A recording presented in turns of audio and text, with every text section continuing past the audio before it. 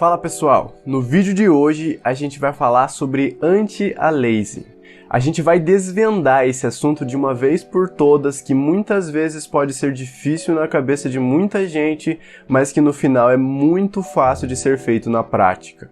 Até porque o anti-aliasing é uma questão quase que de estilo, uma questão quase que de preferência. Ele é uma técnica da pixel art muito importante que todo mundo deve compreender, porque em alguns momentos ele pode fazer total diferença em um resultado, mas na grande maior parte dos casos acaba que é algo opcional e que nós podemos ou não utilizar dele. Então, você compreende o que é anti-aliasing antes da gente começar a falar sobre isso? Anti-aliasing, em essência, é basicamente suavizar a passagem entre um pixel e outro. Porque a pixel art é uma arte feita com limitações, é uma arte bruta onde os pixels estão muito à mostras. A gente tem poucos degradês, a gente tem poucas suavizações em uma imagem pixel art. Então, contornando essa dificuldade foi que surgiu o anti-aliasing. O anti-aliasing é basicamente uma técnica de suavização sem manchar a característica principal da pixel art, que é o fato de a gente ter pixels brutos. Para vocês compreenderem melhor, olhem a tela do meu computador aqui. Eu abri aqui o Photoshop para a gente conseguir ver na prática disso tudo que eu estou falando. Mas antes da gente começar efetivamente esse vídeo, não esqueça de deixar um like aí no vídeo, se inscrever no canal e ativar o sininho, porque isso me ajuda muito na hora que eu estou produzindo os meus conteúdos, e também, se você que não quiser perder nada, ativar o sininho vai ajudar você também. Mas vamos lá. Eu desenhei aqui uma pequena bola vermelha para vocês compreenderem um pouco melhor isso que eu quero falar de pixel bruto e suavização.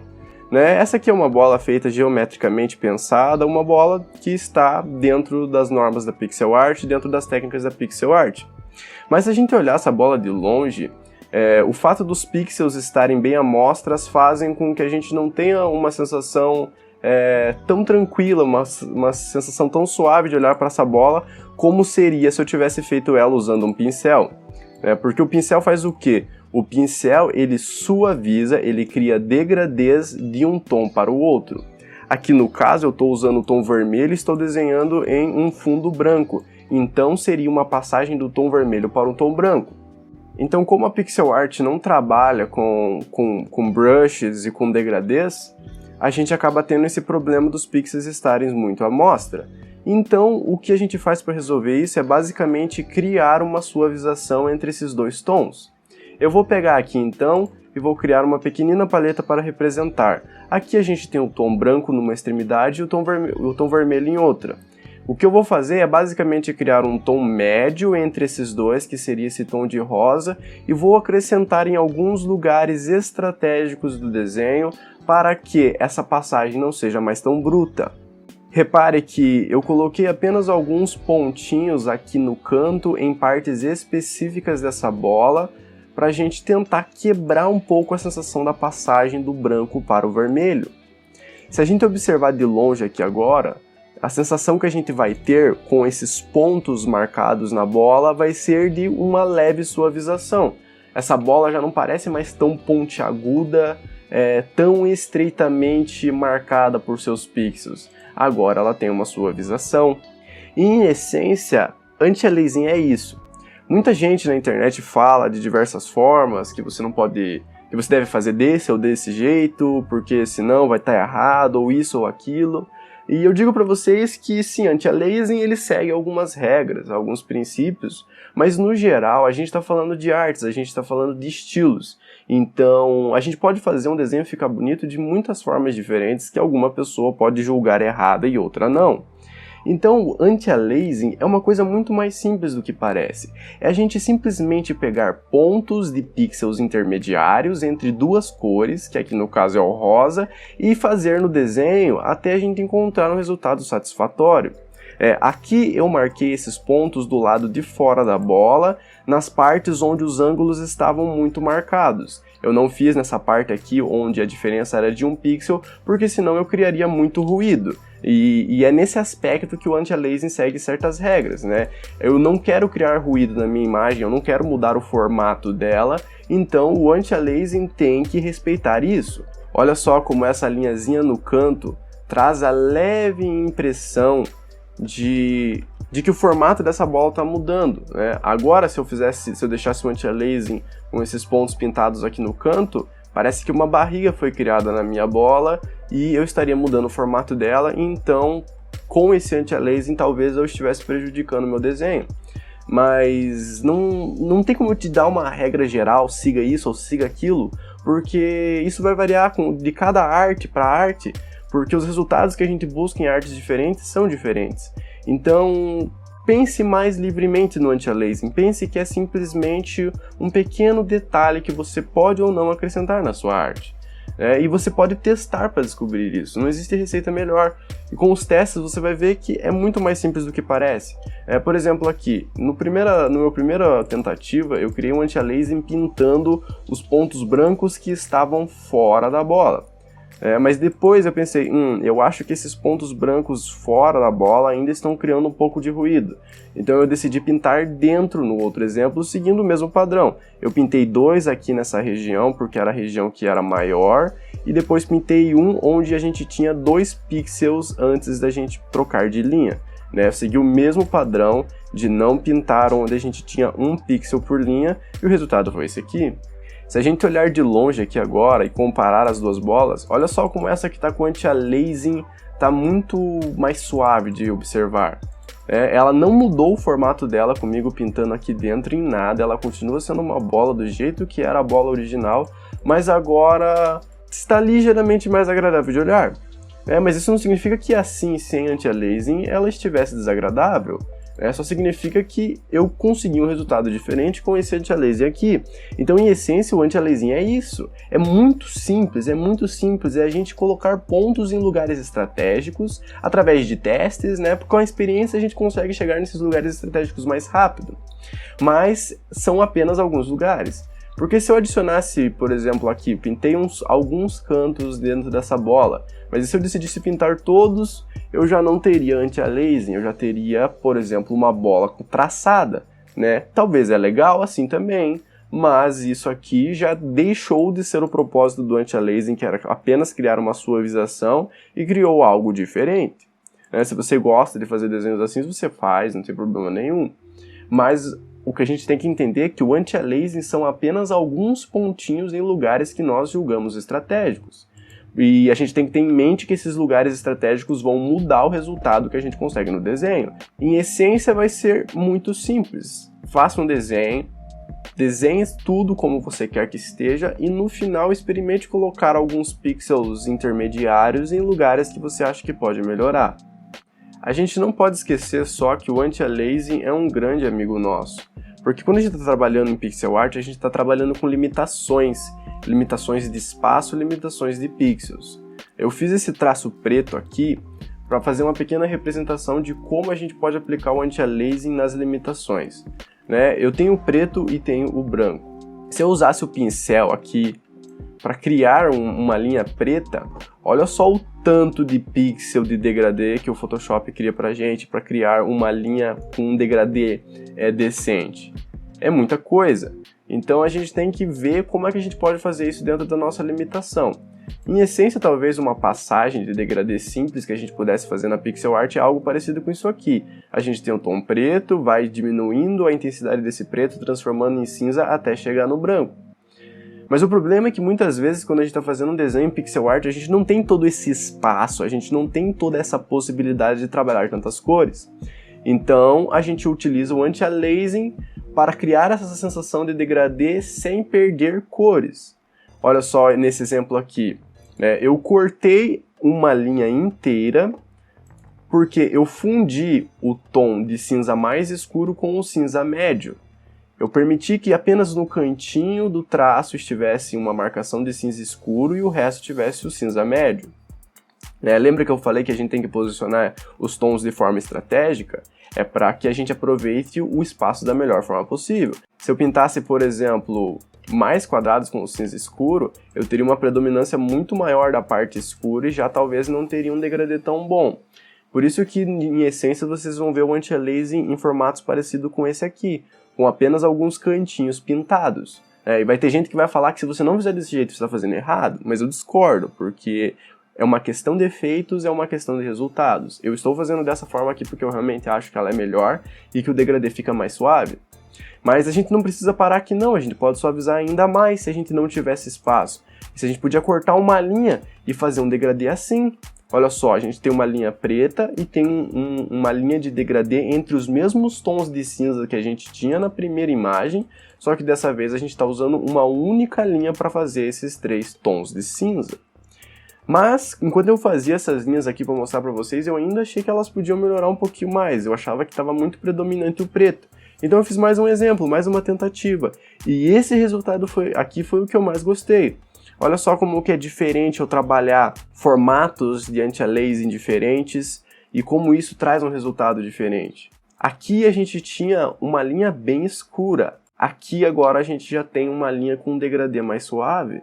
Em essência, o anti-aliasing é isso, é uma técnica que ajuda a gente a agregar mais coisas no desenho sem gastar espaço. Eu fiz esse desenho aqui para mostrar em algo mais dinâmico e algo mais funcional como é que funciona tudo isso que eu estou explicando.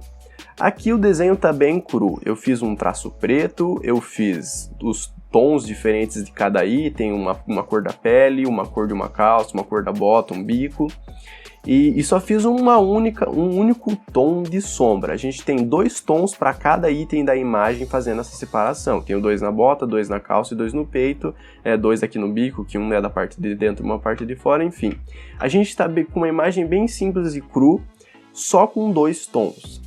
Ela não tem anti-aliasing ainda, mas depois que eu terminei de fazer esse desenho, eu apliquei o anti-aliasing para mostrar para vocês como o anti-aliasing pode ser uma coisa boa se a gente souber utilizar ele.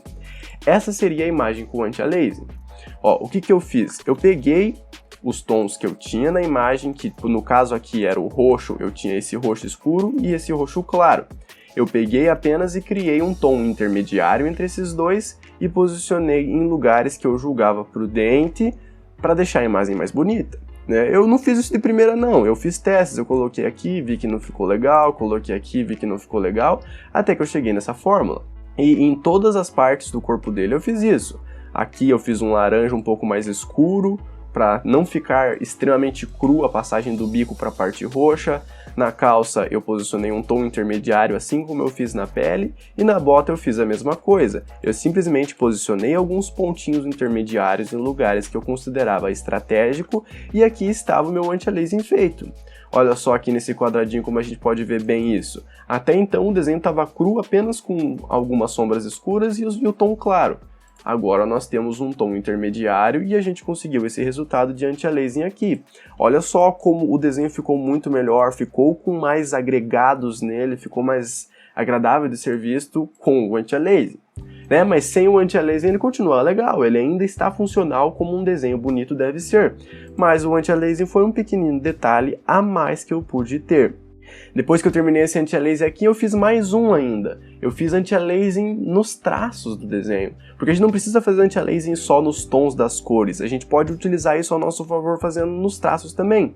Por exemplo aqui, o que eu fiz? Ao invés de ter uma linha 100% preta, eu peguei o tom do item que estava em questão, que aqui no caso era a pele dele, e ao invés de usar um preto puro, eu usei um tom de roxo bem escuro para ter uma passagem entre os tons roxos e a linha preta do traço. E o resultado que eu tive foi esse aqui. Eu tive uma pequena suavização dessa sensação de preto durante todo o desenho. Se a gente vir aqui e olhar no quadradinho, o que eu fiz? Eu peguei esse tom escuro que eu usei nas linhas e posicionei no quadradinho também, só para vocês verem que como a gente pode usar o anti-aliasing nos nossos traços e como isso vai dar uma sensação legal.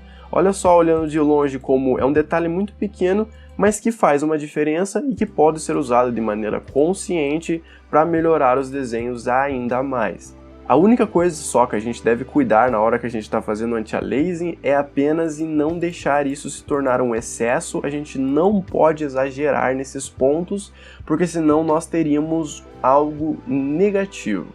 Esse aqui é um anti-aliasing que eu considero funcional, um anti-aliasing que eu gostei do desenho. Mas eu poderia ter feito uma coisa diferente que muita gente faz e acaba estragando o desenho, que é adicionar anti-aliasing demais. Nessa primeira tentativa de anti-aliasing aqui eu só fiz um tom intermediário, então nós estamos trabalhando com 3. Mas se eu quisesse trabalhar com 4 tons, eu poderia, mas eu teria que tomar cuidado para isso não se tornar em excesso. Porque olha, por exemplo, aqui eu adicionei um tom a mais de anti-aliasing em todas as partes do corpo dele, menos na boca dele porque não tinha tanto espaço. Mas eu adicionei aqui no peito dele um tom a mais de roxo, na calça eu adicionei um tom a mais de cinza e até na bota eu adicionei um tom a mais de marrom. Porém, depois de acrescentar esses pontos, esse é o resultado que eu tenho. Se eu fizer uma comparação aqui agora, vocês vão ver que com esses novos pontos, a imagem ela ficou um pouco borrada. Parece até que ela está desfocada em alguns pontos. Isso por quê? Porque tem suavização demais. Então uma das coisas que a gente tem que cuidar quando a gente está fazendo anti-aliasing, que eu já havia falado no começo, é não fazer demais, é não posicionar pontos demais, porque isso vai gerar ruído desnecessário na nossa imagem. Olha só como assim já está bonito, eu não preciso de mais todos esses pontos aqui. Esses pontos só me dariam mais trabalho e me dariam um resultado não tão bom no final. E a outra coisa que a gente tem que tomar cuidado é com o bending. O que é o bending? O bending é basicamente isso que eu mostrei para vocês na bola. É quando a gente preenche todos os cantos da imagem querendo essa suavização de degradê. É diferente eu ter esse anti-aliasing aqui e colocar essa linha em volta. Isso é o bending. O bending é quando a gente coloca essas linhas em excesso. É claro que aqui no caso da bola a gente está falando só de um traço, mas aqui no caso do nosso amiguinho galinha aqui, o bending ficaria mais ou menos assim, ó. Olha só a diferença, vamos ver aqui no peitoral mesmo. Aqui a gente tinha apenas pontos roxos intermediários em algumas partes do peitoral. O bending acontece quando eu posiciono esse tom intermediário em todos os cantos. E aqui não tá só no peito não, tá em tudo, tá na cabeça, tá nos braços, tá na calça. Esse é o efeito do bending na prática, é quando a gente acrescenta linhas extensas, linhas que preenchem todas as áreas que fazem a intercalação entre um ponto e outro.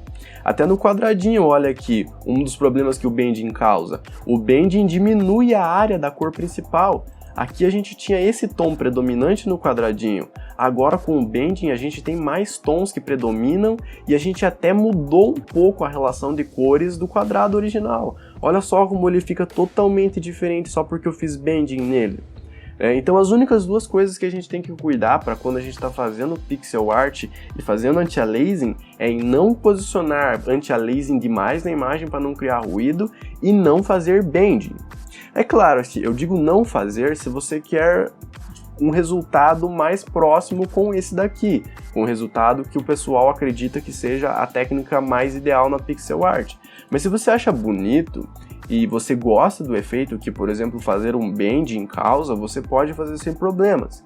Eu mesmo faço bending em algumas pixel arts que eu faço porque eu acho que esse resultado fica melhor. Mas o bending sobrecarrega de informações. Geralmente eu faço bending em pixel arts com maiores resoluções, onde eu realmente tenha mais espaço de pixels para trabalhar, porque aí eu não tenho muita informação concentrada no mesmo lugar.